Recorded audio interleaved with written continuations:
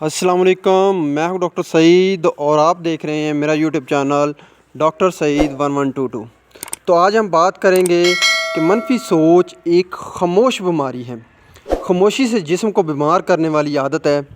خبردار، اس سے ہوشیار رہیں، یہ آپ کے دماغ پر برے اثرات ڈالتی ہے۔ آپ کے دماغ میں یہ سٹریس ہارمونز پیدا کرتی ہے اور آپ کی یادداشت کو کمزور کرتی ہے۔ یہ بلڈ پریشر اور دل کی بیماریوں کی بڑی وجہ ہے۔ اس کی وجہ سے ہارٹ اٹیک اور بلڈ پریشر ہائی ہو سکتا ہے۔ یہ کافی زیادہ سنجیدہ اور خطرناک ہے۔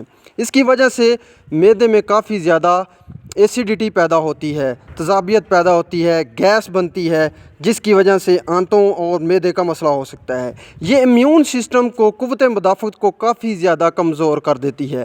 نیگیٹو سوچ، منفی سوچ جو ہے یہ قوت مدافعت کے لیے بہت زیادہ نقصان دہ ہے۔ اس کی وجہ سے نزلہ زکام ہو سکتا ہے، جسم میں دردیں ہو سکتی ہیں اور انفیکشن ہو سکتا ہے جو کہ جلدی پھر جو ہے کلیئر نہیں ہوتا۔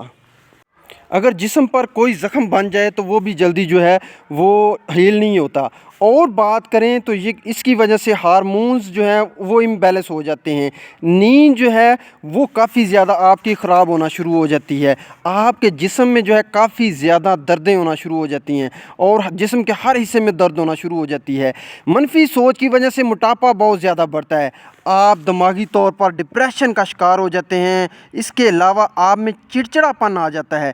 تو سمجھ جائیں آپ منفی سوچ کے شکار ہو چکے ہیں۔ یہ کوئی کمزوری نہیں، فوراً آپ کو چاہیے کہ آپ ڈاکٹر کو دکھائیں۔